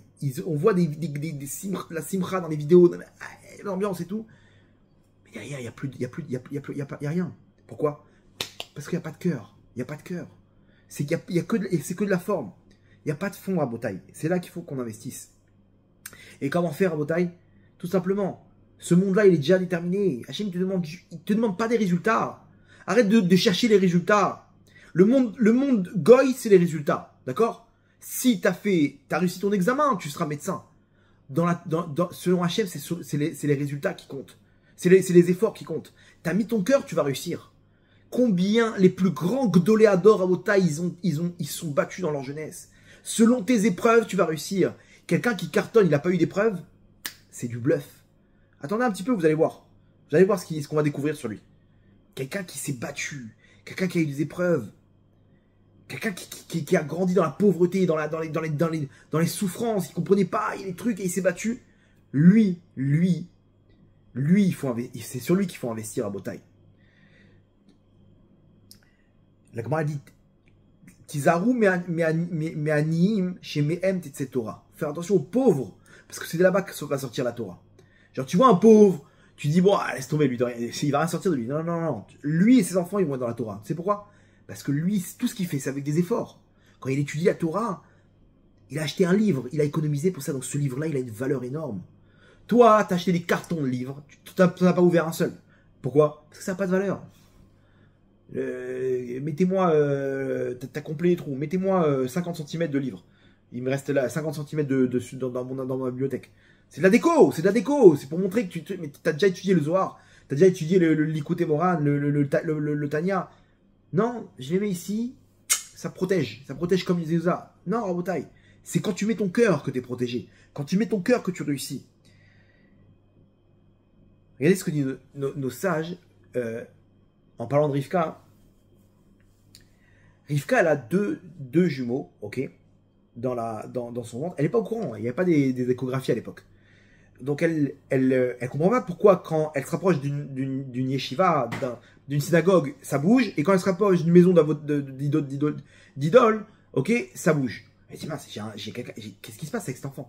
Et elle souffrait tellement qu'elle se dit, mais je veux une réponse. Va t'élève l'hydroche et Hachem. Elle est partie demander une réponse à Hachem. Elle est partie voir le prophète Shem Vever. Elle est partie là-bas, et Shem, il lui dit, non, Shne Goïm et Bitner. T'as deux peuples dans ton ventre. N'aie pas peur. C'est pas un mec bizarre. C'est deux. Il y en a deux. Il y a Shne Goïm et Bitner. Il y a deux peuples ici. Il y a deux peuples qui vont se diviser. Ok, donc n'aie pas peur. Et nous dit Rashi, Shne Geim. Qu'est-ce qu'il a voulu dire par là? Il dit, sache qu'il y aura deux Geim, c'est quelqu'un qui est fier. C'est quelqu'un qui va être important. Il y aura deux personnes importantes. Nous dit la Gemara, de qui on parle? De Rabbi Yehuda Anassi, qui sera le leader du Ham Israël à l'époque romaine, ok, et Antoninus, qui va être le descendant de Esav. Donc Rabbi Yehuda Anassi, c'est le descendant de Yaakov, c'est aussi son Gilgoul. Et Antoninus, c'est le descendant de Esav, c'était l'empereur romain à l'époque. Et là-bas, il s'est converti, Antoninus. Il y a marqué là-bas, vous regardez dans l'histoire, qu'il est devenu fou à la fin de sa vie. Non, parce qu'en fait, il étudiait en cachette avec Rabbi Yehuda Anassi. Et les deux, ils avaient une table, nous dit Rashi, qui était toujours remplie. Les deux, ils étaient très riches. Rabbi Yehuda Anassi et Antoninus étaient très riches. C'était dit Geim, Shne Geim. Attends, je comprends pas l'explication de Rashi. Rivka, elle a un problème. Elle demande une explication. C'est quoi cet enfant? On te dit, Torah, dans 2000 ans, ok, dans, je sais pas, comme 1500 ans, Torah, ces deux-là, ils vont être deux personnes qui vont être empereurs romains et leader du Ham Israël, et ils vont manger ensemble, ils seront riches, et ils auront une table remplie. C'est bon? Ça te rassure, Rivka? Merci beaucoup. Toda Rabba. Maintenant, je suis rassuré. Qu'est-ce quoi l'histoire? En quoi le fait qu'elle entende qu'il y a plus tard dans sa génération, des milliers d'années plus tard dans sa génération, deux personnes qui vont s'entendre, qui sont ses descendants, en quoi maintenant, à l'instant T, elle est rassurée? C'est une question incroyable, non? C'est quoi la signification? La réponse est incroyable, la Bretagne. La réponse, elle est que Rivka, elle a entendu une chose à travers cette réponse. Que tous les personnages de ce monde-là, tout est mis en place déjà, jusqu'à des milliers de générations. Et juste, je vais te dire qu'un jour, ces deux enfants-là, qui se disputent dans ton ventre maintenant, un jour ils vont s'entendre, et un jour ils vont faire tchouva. Mais en quoi ça te rassure à l'instant T? De te dire que tout est mis en place par Hachem. Il n'y a pas d'erreur. Il y a un protocole dans ce monde, il n'y a pas d'erreur. Tout est à sa place. On n'est pas venu pour changer les choses, Rabotai. On n'est pas venu pour le résultat. Le résultat, il est déjà joué. Il y aura deux enfants qui seront comme ça. Alors, à quoi ça sert? Justement, ça doit te rassurer de te dire que moi, j'ai pas besoin de me prendre la tête. Si je réussis, si je réussis pas, si j'ai bien éduqué mes enfants, si j'ai pas bien éduqué mes enfants, si je les ai mis au monde comme il faut. De quoi elle s'inquiète, Rivka? Mince, j'ai une opportunité de mettre au monde des enfants. S'il y en a un qui est attiré par le mal, c'est que c'est mon problème. Parce que tout vient de l'union entre l'homme et la femme. C'est eux qui font descendre la Neshama. Donc il y a eu une mauvaise pensée pendant la mitzvah. Ou mon mari, elle s'en veut, Rivka. Non. Tout est déjà écrit, Tzadika. Toi, tu dois juste faire le maximum. Tu dois mettre ton cœur, c'est tout ce que tu dois faire. Là, elle s'est rassurée. Elle s'est dit, si le résultat, il dépend pas de moi, hein, alors c'est bon. C'est bon. Là, je sais que tout est mis en place jusqu'à des dizaines, des centaines, des milliers de générations. Ok, moi, je vais me taper. Mais mon humeur, elle va pas dépendre du résultat. Si je réussis, je suis content. Si je réussis pas, je suis content. Non, toujours je vais garder la simra, quoi qu'il en soit. Attention, le seul élément où je dois investir, c'est là où je mets mon cœur, là où je mets dans l'effort. Le résultat, il est déjà mis en place. Donc tranquillisons-nous, Rabotai. Venez, on avance avec la Emouna, que tout est en place. Venez, on met de côté le résultat. C'est important, attention, c'est important le résultat pour avoir un retour. Mais soyons fluides. C'est pas ça qui va déterminer si je vais continuer à faire mon effort ou pas. Ça me donne une indication pour savoir où aller, quoi faire. Je continue, ça marche, je continue ou pas. Peut-être qu'il faut faire quelque chose d'autre parce que ça marche pas. D'accord, mais c'est pas entre mes mains ça. Ce qui est entre mes mains, il y a le libre arbitre que j'ai, c'est comment je fais la chose. De quelle manière, quel effort, combien je vais mettre mon cœur dans la chose. Et là, à ce moment-là, on arrive à faire descendre la lumière. Et là, on arrive à faire descendre la lumière à Botaï. Donc, il faut se battre de toutes nos forces. On n'a pas réussi, ok? Et si on a réussi, tant mieux. Si on n'a pas réussi, c'est un autre dossier. Ça, c'est le dossier qui est entre les mains d'Hachem. On prie Hachem, on demande Hachem. Mais le dossier qui me concerne, c'est de continuer à me battre. Aujourd'hui, le Yitzhar, il adore nous mélanger les deux dossiers. C'est-à-dire, t'as vu, ça n'a pas marché, donc ça veut dire que tu n'es pas à ta place. C'est-à-dire que tu dois t'arrêter de faire l'effort. Non, non, non. Ça n'a pas marché, ok, très bien. Moi, je continue à travailler. Peut-être dans un autre endroit, ok, je continue à pédaler. Parce que je fais descendre la lumière. Et quand on fait descendre la lumière, alors c'est la Géoula à Botaï. Regardez comme c'est fort. Parce que la suite, on la connaît. La suite, c'est la connaît. Tous les prophètes nous disent qu'à la fin, c'est la Géoula. C'est à la fin, c'est la Géoula. À la fin, Hachem, il envoie Elia Navi, ok, Lifne Yom Hashem Agadol Vanora. À la fin, il y a Elia Navi qui va nous déclarer la Géoula, le Mashiach, on connaît la fin. Donc, qui, quoi, comment à l'intérieur, ça nous est égal. C'est ce qu'ils ont dit là-bas, Rivka. La fin, c'est qu'ils vont faire tchouva, n'aie pas peur. Les deux, ils vont s'entendre, ils vont être à Vrouta, ils vont faire leur tikkun. Ok, c'est bon, c'est bon. Tout de suite, même si pendant des générations ils savent ça va être un rachat, ça m'est égal. C'est bon. Moi, je vais faire mon effort. Je vais me battre. À la fin, c'est bon. À la fin, ça sera la Géoula à Botaï. Que ça passe par une guerre que les Saoudiens, ils ont un F-35, ou que Trump, il donne ce que vous voulez à qui il veut, on s'en fiche. Parce que la suprématie aérienne et spirituelle, elle est entre nos mains, ça dépend du cœur à Botaï. Et regardez comme c'est fort. Dans les étapes de la Géoula, ok, dans le livre d'Evarim, donc c'est Parashat Vaïler, c'est le chapitre Lamed 30. Là-bas, on nous donne les 3 étapes de la fin des temps. À la fin des temps, Hachem nous explique ce qui va se passer. Première étape, Veshavta ad Hashem Elokecha. Tu reviendras jusqu'à Hachem ton Dieu, Veshamata Bekolo. Tchouva. Il y aura en fait, on va être dans une situation à la fin des temps. Donc c'est une prophétie, hein. C'est écrit dans la Torah, noir sur blanc. C'est une prophétie. Hachem, il s'est pas dégonflé. Il te dit exactement ce qu'il va avoir à la fin des temps. Ok, de là, vous allez comprendre si on est à la fin des temps. Hachem, il te dit à la fin des temps, on doit être dans une situation où l'homme Israël, il va perdre sa proximité spirituelle avec Hachem. C'est sa Torah, c'est mitzvot. Il va être, entre guillemets, assimilé. Ok? Et c'est ce qui se passe depuis une centaine d'années à peu près. Là-bas, en Europe, ils étaient complètement assimilés. Ils ont tout perdu dans les pays comme le Maroc. Ils ont toujours été forts. Avant ça, tout le monde était dans la Torah les mitzvot. Ils avaient leur ghetto, leur machin. Ils respectaient la Torah les mitzvot. Et après, il y a eu la Scala. Et là, ils ont tout perdu. Ils se sont complètement assimilés. Et après, après on connaît où est-ce qu'on a grandi à Botaï. On a grandi, on faisait pas Shabbat, on faisait pas ci, on faisait pas ça. Et on voit aujourd'hui en Israël. En Israël, c'est des ambiances de gay pride, de machin. Mais attends, mais pourquoi dans non, on est. Et là, il y a eu un mouvement de tchouva. Veshavta ad Hashem Elokecha. Hashem te dit la première étape, mouvement de tchouva. Et depuis à peu près 60-70 ans, il y a des mouvements de tchouva. Au fur et à mesure, donc l'homme Israël est descendu à un niveau, ok, et là on repart. Et là, au fur et à mesure, tout le monde fait tchouva. Les enfants, les petits-enfants, tac, tac, tac, tac, tout le monde fait tchouva. Et plus on va, plus on fait tchouva. Plus l'homme Israël il se rapproche d'Hachem. Il y a 38% des jeunes depuis le 7 octobre qui ont pris sur le Shabbat. Imaginez-vous de quoi on parle. Grâce au 7 octobre. Ceux qui ne faisaient pas Shabbat. Deuxième étape. Misham yekabetsecha Hashem Elokecha ou Misham yekachecha. De là-bas, c'est quoi de là-bas? Que des peuples du monde. Ok? Là-bas, il y a marqué juste avant. Hashem, il va te réunir de tous les peuples où il t'a éparpillé. Attendez, Moshe Rabbeinu, quand il parle ici, ils sont devant Eretz Israël. Ils vont rentrer en Israël. Là, on t'explique à la fin des temps, non seulement vous serez plus en Eretz Israël, mais vous serez éparpillés. Mais attention, une fois que vous ferez tchouva, Hachem il va vous réunir et il va vous ramener Ve'eviecha Hachem Elokecha El Haaretz Asher Yarshu Avotecha vers cette terre. C'est-à-dire que là, quand tu lis ça, ok, à Auschwitz, le mec, il te prend le Tanakh, maintenant il te le jette sur la tête. Mais de quoi tu parles? Hachem va nous ramener en Israël. Quel rapport? Rabotaï, l'année d'après, on était en Israël.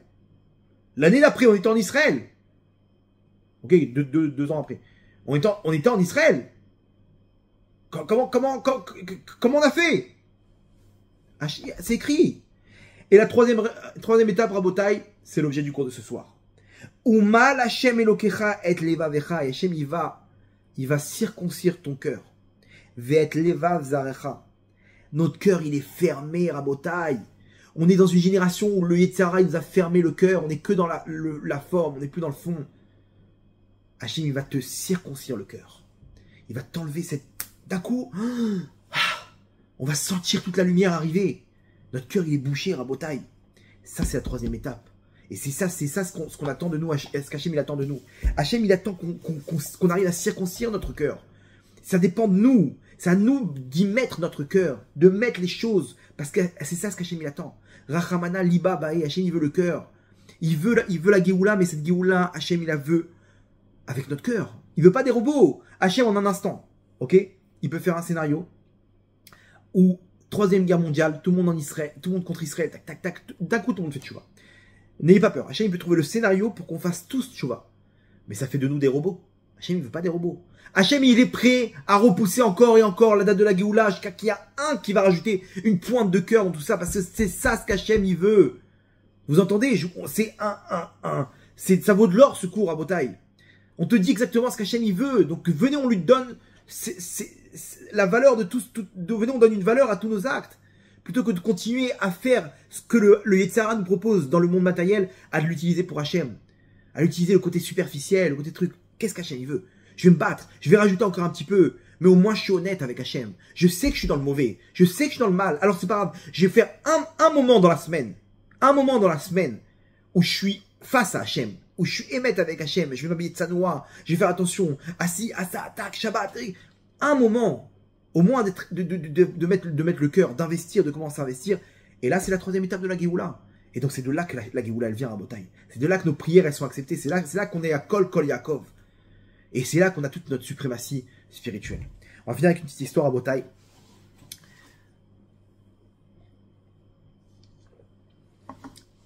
La Gemara dans Megillah, au tout début, la Gemara, Dav Gimel Amud Aleph, elle ramène une histoire incroyable. Elle ramène que Attendez que je trouve le passage.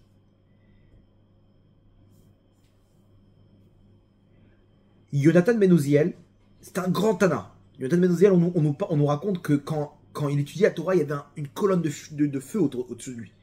Il était d'une puissance incroyable. Et c'est lui qui a traduit la Torah. Ok? Il a traduit la Torah, les Nevim, pardon.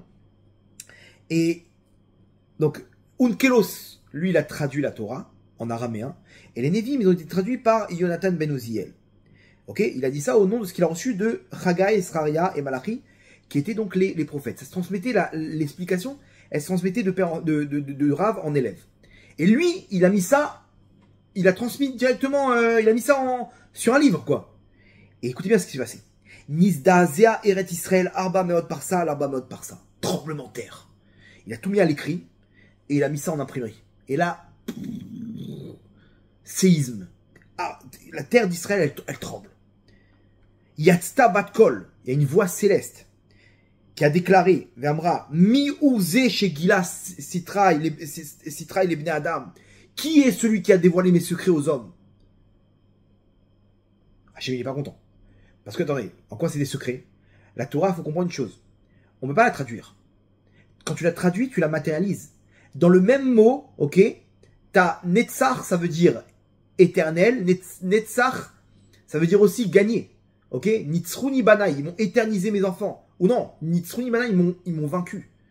Il y a des Rachetevot, Gematria Gdola, la valeur numérique, les premières lettres, etc. Les Sofetevot, les Remazim, les trucs, chaque lettre, elle a un secret. On peut comprendre des idées, on peut comprendre des leçons, on peut comprendre des messages à Rabotai, entre les lignes, grâce à la langue hébreu. Quand tu traduis, ça y est, on t'a donné une signification. Tu as traduit Nitzruni Bana, ils m'ont éternisé. Alors je peux plus interpréter maintenant. Vous comprenez? Donc ça vient complètement, comment dire, diminuer la valeur de la Torah. Donc Hachem, il a tapé du poing sur la table, sur Eretz Israël. Et il dit, qui c'est qui a dévoilé ses secrets aux hommes? Ahmad Yonatan Menouziel. Yonatan Menouziel, il s'est pas dégonflé. Il s'est tenu sur ses... Ahmad al-Raglav, il s'est tenu sur ses jambes. Ve'amar Ani ou chez Giliti Sitrecha libne Adam. C'est moi qui ai dévoilé tes secrets aux hommes. Ok? Et il lui dit comme ça, Galou ve'adoua lefanecha, chez lo lirvodi asiti, velo lirvod betava. Et là lirvodra asiti.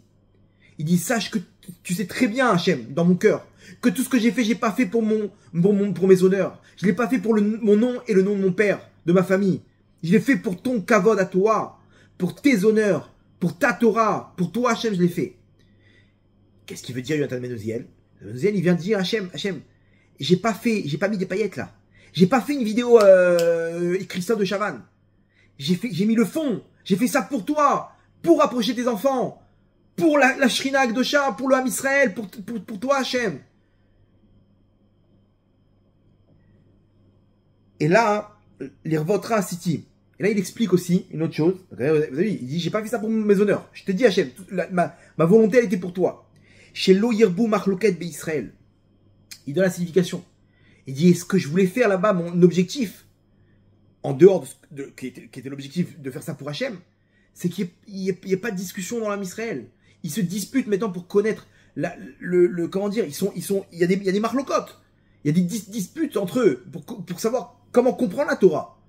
Alors eux, ils vont dire la Torah, c'est comme ça qu'il faut faire. Et eux, ils vont dire c'est comme ça. Il faut maintenant, tout le monde doit être comme ça. Et eux, ils vont dire non, tout le monde doit être comme ça. Ils vont se disputer. Ok. Apparemment, Hachem, il a rien dit. Il a accepté l'argument. Ve'od bikesh legalot targum shel ktuvim. Il a voulu dévoiler là-bas les ktuvim.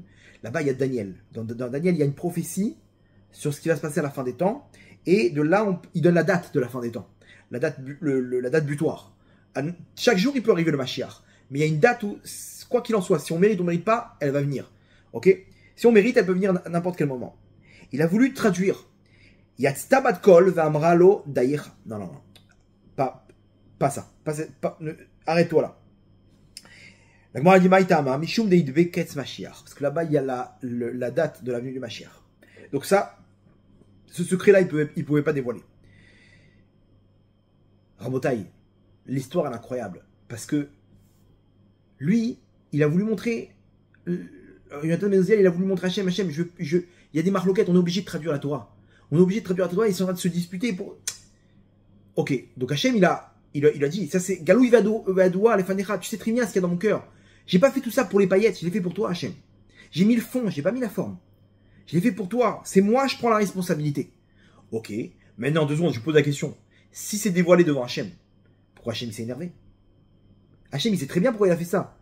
Pourquoi Hachem, il a besoin de passer un savon de montrer qu'il est énervé? Si Hachem, il sait très bien qu'est-ce qu'il a dans son cœur, il n'a pas besoin de s'énerver. Il n'a pas besoin d'intervenir. Ok, il a fait ça. Je sais ce qu'il y a dans son cœur, ne vous inquiétez pas. Si Hachem, il s'énerve et qu'il tape du poing sur la table, c'est qu'il veut nous apprendre quelque chose. Oui, j'accepte ton argument, c'est ça. Mais je veux montrer combien ça me fait mal qu'on va plus se battre pour comprendre ma Torah. Parce que ce qu'il y a de plus cher pour Hachem, c'est le cœur. Rachamana libabae. Et quand il y en a deux personnes qui sont en train de se battre pour comprendre la Torah, il y a un effort. Maintenant que tu as traduit, Yonatan Menouziel, il n'y a plus d'effort. Le mec, tu leur as fait un chat GPT de la Torah. Traduction, allez, plus besoin de se battre pour comprendre. Attends, mais si tu donnes cette signification, alors on a une contradiction avec ce qu'on a dit plus haut. Donc on peut pas dire ça. Donc on est obligé de dire ça. Mais si tu veux dire ça, quand tu arrives dans la paracha là-bas, tu prends un mur. Ah ouais, t'as raison, tac, tac, tac, tac. Ça part dans tous les sens dans une yeshiva à Botaï. On a perdu le cœur. Donc Hachem, il crie. Il crie, non, non, je veux voir mes enfants se battre pour moi, se battre pour la Torah. Donc oui, on est obligé de le faire. Il y a des disputes. Et je sais que t'as pas fait ça pour toi. Ok, je sais ce que tu as dans le cœur. Alors pourquoi t'interviens? Pourquoi tu t'énerves, Hachem? Parce que même si on doit effectivement traduire, j'ai besoin d'enseigner au monde combien c'est dur pour moi de me séparer de tout cet effort qu'il y avait à l'époque où il cherchait à trouver la traduction de la Torah, la signification de chaque mot. Donc de là, la leçon elle est grande. Quand Hachem il voit qu'on est en train de baser sa Torah, de baser ses mitzvot en fast-food, Hachem pareil, il dit la terre elle tremble. Non, non mon fils, pourquoi c'est ton Olam Haba, je veux que tu sois à côté de moi dans le Olam Haba. Je veux que tu sois avec moi, Vatsadika. Laisse tomber tous ces délires de tes copines, laisse tomber tous ces Zeralevatala, mon tzadik. Bats-toi encore, je vais t'aider. Et quand le mec il voit, et quand le mec il abandonne, Hachem il fait trembler la terre là-bas. Il dit dommage. Mais Hachem, c'est pourquoi? Mais je sais, mais Chaval, maintenant il n'y a plus d'effort, il n'y a plus le cœur. Donc Rabotai, aujourd'hui on a compris. Là il faut circoncire son cœur. Arriver à chercher à l'intérieur de nous encore du Hémet, une étincelle de Hémet. Et là on fait descendre la Géoula. Là on fait descendre la vraie lumière de la Géoula, qui est la dernière étape qu'Hachem il attend de nous. Ou Malta. Ou mal Hachem et levavra, ou mal Hachem et lokecha et levavra, et levav zarecha. Hachem, il va circoncire ton cœur.